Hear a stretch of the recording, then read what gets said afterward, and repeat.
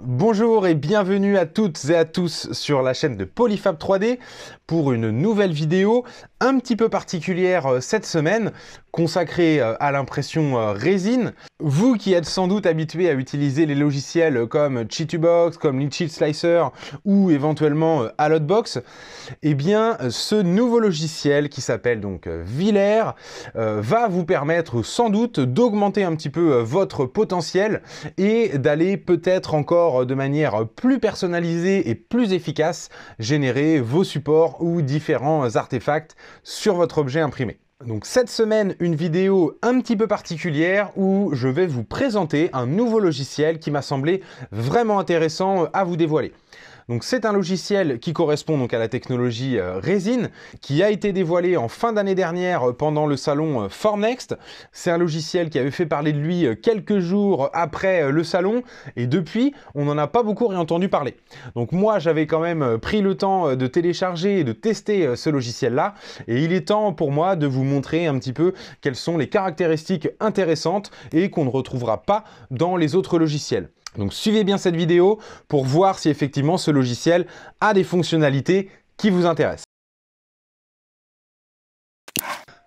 Voilà donc le site du développeur du logiciel donc Villers, qui donc va vous permettre de télécharger gratuitement le logiciel et qui pourra également faire un rappel, on va dire, des différentes fonctionnalités qu'on va y trouver.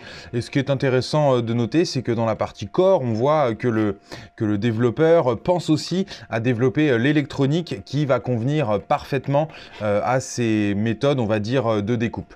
Donc voilà, un petit logiciel qui, je pense, a de l'avenir. On verra si le temps me donne raison.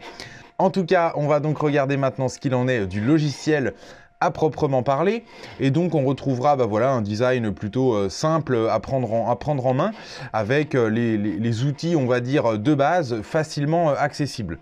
Donc on va ici ouvrir un modèle 3D et on va retrouver donc les outils identiques que ce que l'on a l'habitude d'avoir en termes de positionnement, d'orientation et toutes ces petites choses-là. Donc on va ici réaliser une rotation, on va essayer de le faire de manière assez précise ici. Hop, voilà. Hop, on va pouvoir donc positionner cet élément au milieu du plateau. Et on voit bien qu'ici, on retrouve quelque chose de tout à fait standard. En tout cas, ce qu'il est important de voir, c'est qu'on va retrouver en partie haute tous les autres outils, donc que ce soit la production d'objets miroirs, que ce soit la multiplication d'objets, la sélection de bases pour mettre en contact avec le plateau. On va retrouver également la possibilité de découper, ça c'est assez intéressant. Imaginons que dans la conception, vous ayez une multitude, on va dire, de modèles 3D qui ont été enregistrés au format STL. Et bien, ce mode split va permettre de redésassembler, on va dire, vos différents éléments avant qu'ils aient été assemblés au format STL. Donc plutôt intéressant, et c'est quelque chose que j'avais rarement vu dans les logiciels de Slice Resin. On va retrouver les fonctions de holo qui sont assez habituelles, et d'ailleurs pour ce modèle-là, je vais d'ailleurs appliquer un petit peu justement de holo sur ce modèle. Donc on va appliquer des coques à 2,5 et on va donc appliquer le holo. Donc ça, rien de bien nouveau, mais ça fonctionne bien. On va également retrouver la fonction de trou, donc ici pour créer des ouvertures dans notre modèle 3D, de manière à laisser les résines se déverser, ce genre de choses. Donc sont facilement ajoutables, on va dire, avec cette fonction de création de trous. Une chose qui n'est que rarement, ou en tout cas je ne me souviens pas de l'avoir déjà vu présent dans des logiciels de découpe, que ce soit Chitubox ou Litchi Slicer, la fonction de découpe. Donc ici vous allez pouvoir sélectionner un plan de coupe et ce plan de coupe va vous permettre de réaliser donc du coup une découpe de votre fichier STL. Donc c'est plutôt assez intéressant, hein. On peut avoir un plan horizontal, un plan oblique, un plan vertical. En tout cas, la découpe peut être faite de manière assez efficace et rapide avec cette fonction. Et je trouvais ça toujours pratique d'avoir directement ça, d'intégrer dans le slicer. On va également pouvoir ajouter du texte, et ça encore une fois c'est assez intéressant de l'avoir directement intégré au slicer. Donc ici on va pouvoir choisir la dimension, la profondeur et également le fait que ça doit être incrusté ou alors en débordement par rapport à l'objet, et on peut choisir ici le texte. Donc ici on va appliquer un petit élément de texte de ce côté-là de l'objet, et on va exactement faire la même chose de l'autre côté de l'objet. Donc vous voyez que c'est extrêmement rapide et simple d'ajouter du texte sur vos modèles 3D. Donc ça peut avoir plein de buts, vous allez sans doute vite avoir en tête ces possibilités. L'autre fonction qui est très intéressante, c'est les opérations booléennes qui vont permettre d'aller encore un petit peu plus loin dans les possibilités, on va dire, de personnalisation de son modèle 3D. Donc on va voir dans cet exemple-là que l'on va souhaiter créer, on va dire, une sorte de tirelire en imaginant que ce format-là convienne. Et donc on va avoir besoin de créer une ouverture ici sur la partie supérieure. Donc pour ce faire, eh bien, on va utiliser les fonctions booléennes. Donc la première chose à faire, c'est d'insérer un autre modèle 3D qui va venir justement chevaucher mon premier modèle 3D. Donc là, je vais prendre un modèle cubique et le but, ça va être de le redimensionner de manière à chevaucher exactement la zone qui nous intéresse. Donc on va ici augmenter un petit peu cette dimension-là, réduire celle-ci à une valeur beaucoup plus fine. Et cet élément, on va donc le considérer comme un élément qui fera partie de notre opération booléenne. Donc on va le positionner en chevauchement de la zone que l'on va vouloir percer, en l'occurrence ici. Et ici, donc, on va venir positionner de manière manuelle, on va dire, cet élément en chevauchement justement de la zone. Donc là, il me paraît un tout petit peu trop large. Donc on va revenir avant, hop, on va modifier un petit peu sa largeur, voilà, et on va donc le recentrer un tout petit peu de cette manière-là. Voilà, donc on va réactiver la fonction booléenne et repositionner cet élément donc en hauteur. Donc le but va ensuite être d'attribuer l'objet A, l'objet B et de dicter le comportement que l'on va attendre dans cette zone de chevauchement. Donc là, en l'occurrence, mon objet A, c'est mon cube, mon objet B, c'est ma figurine. Donc là, je vais devoir percer A dans B. Donc je vais devoir utiliser non pas ma fonction d'union, mais une fonction de différence. Donc là, on va demander effectivement à avoir B moins A. Donc on va sélectionner la différence B moins A, on active, on exécute. Mon petit modèle 3D est désormais percé dans la zone que je lui ai indiquée. Et donc quand on regarde à l'intérieur, on voit bien notre fonction de holo qui est ici, et on voit bien le perçage qui a été réalisé dans la zone que j'ai chevauché avec mon petit cube. Donc ça, c'est quelque chose que l'on connaissait déjà dans les logiciels FDM. C'est quelque chose que je n'avais pas eu l'occasion de tester dans les logiciels de Slice Resin. Donc voilà, petite nouveauté qui est toujours intéressante à avoir et qui permet pas mal de choses en utilisant les différents modes, on va dire, de ces fonctions booléennes. Donc n'hésitez pas à tester, ça permet de faire des choses assez sympas. Je vous montrerai ce que j'ai réussi à faire un petit peu plus tard également, mais voilà, ça permet de faire des choses assez sympas. L'autre petite chose que l'on va retrouver, pas forcément sur beaucoup de logiciels, je sais que sur Litchi Slicer, ça va faire partie de la version pro et donc payante, la fonction de mesure. Ici, on va pouvoir mesurer les différents éléments entre eux, ou entre différents plans. Donc encore une fois, quelque chose ici de plutôt très efficace et intéressant à avoir. On va également retrouver des fonctions de réparation automatique lorsque le logiciel détecte des défauts dans la conception ou dans la fermeture du modèle 3D.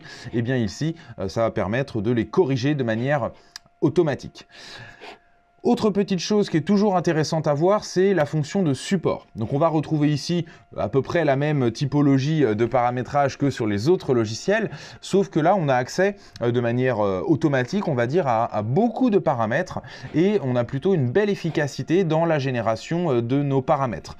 Donc ici, j'ai adapté un petit peu mon paramètre du mode médium pour avoir véritablement quelque chose qui soit assez dense, mais avec des traces qui soient laissées de manière assez peu fréquente. Donc on va regarder un petit peu à quoi ça correspond. En sachant que là, j'ai demandé des supports partout, donc je vais en avoir également à l'intérieur de mon modèle 3D et au sein de mon modèle 3D ici, j'ai même des éléments qui se créent. J'aurais pu demander uniquement une création sur la plateforme pour ne pas avoir de support à l'intérieur et par contre, je n'ai pas non plus de supports qui viennent dans ces zones-là. Donc ces zones-là devraient plutôt bien s'imprimer sans support. S'il y a besoin, on a toujours la possibilité de venir faire des ajouts manuels de support qui pourraient justement aider à venir supporter ces différentes zones. Donc ça, c'est toujours quelque chose qui va rester faisable et accessible depuis les versions gratuites du logiciel. Donc ce qui est assez intéressant, hein, c'est de voir que le fait d'être assez libre, on va dire, dans son paramétrage, nous permet d'aller très efficacement positionner les supports tels qu'on le souhaite, et on a vraiment accès à énormément de paramètres. Donc voilà, c'est très intéressant. Et ce que j'aime beaucoup dans ce logiciel, c'est la possibilité d'avoir en partie basse un radeau. Et un radeau qui est plutôt intéressant de par sa construction et de par sa facilité de décrochage. Vous voyez ici le petit radeau qui est créé d'une manière pas pleine comme on va retrouver généralement, et ici donc on conserve une belle efficacité et un retrait un petit peu plus facile au niveau du plateau et une consommation de résine plus faible. Avant même de vous montrer les résultats, donc je voudrais vous montrer ce que j'avais réussi à faire avec cette fonction booléenne qui m'avait paru vraiment assez intéressante et quelque chose que j'avais pas eu l'occasion de voir réellement. Donc le but était donc de prendre un cube. Et ce cube, on va le redimensionner de manière à avoir un élément beaucoup plus important en termes de dimension. Et ce qui va être assez sympa, c'est qu'on va pouvoir venir y creuser une forme à l'intérieur. Donc vous allez voir que ça permet de faire des choses assez originales. Et en l'occurrence, mon idée a été d'y incruster, on va dire, un crâne, mais en négatif. Donc justement, on va avoir un cube avec seulement à l'intérieur de creuser un crâne. Donc l'astuce, ça va être ici de générer donc un gros rectangle qui va donc être imprimé dans une résine, en l'occurrence translucide, et dans lequel on va venir donc y ajouter un perçage, on va dire un crâne qui va donc être en négatif à l'intérieur de ce petit volume.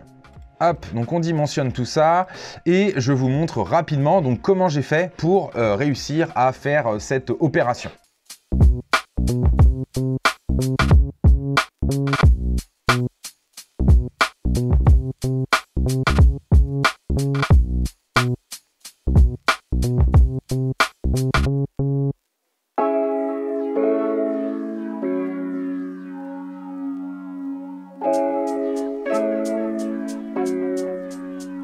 On va voir une fois ces petits mouvements faits qu'on a bien à l'intérieur de notre cube le crâne qui va être imprimé, enfin plutôt qui ne va pas être imprimé et donc qui laissera son empreinte dans mon cube. Donc voilà le résultat de cette impression. Donc je vous montre un petit peu plus en détail le résultat. Donc vous voyez que ma matière translucide a pas mal jauni avec le temps parce que c'est quelque chose que j'avais testé il y a pas mal de semaines. Et en l'occurrence ici on aurait pu avoir un process qui permettrait de regagner un petit peu la translucidité, de perdre un petit peu le côté jaunissant, mais voyez que le principe en tout cas a très bien fonctionné et que les résultats sont tout bonnement très réussis. Donc on voit bien que l'opération demandée a été parfaitement réussie, hein. On a bien un crâne qui va être imprimé, ou plutôt qui ne va pas être imprimé, donc qui va créer donc un négatif à l'intérieur de ce petit rectangle. Donc voilà, plutôt très efficace. Il manque simplement l'ajout d'un petit trou en partie inférieure ici pour prévoir l'évidement de ce crâne. Hormis ça, eh bien rien de plus à faire. J'ai déjà lancé cette impression il y a quelques semaines et donc voilà le résultat. On a bien un cube 100% translucide avec donc de creuser à l'intérieur donc ce crâne. Donc plutôt un très bon résultat, très facile à réaliser au niveau logiciel et plutôt quelque chose d'assez unique. Donc voilà, vous voyez qu'avec un petit logiciel comme ça, on arrive à faire des choses franchement assez sympas. J'en profite pour vous montrer le résultat du petit chien en cours d'impression, donc le chien version tirelire. Il est encore en cours d'impression, donc je vous montrerai le résultat une fois l'impression terminée.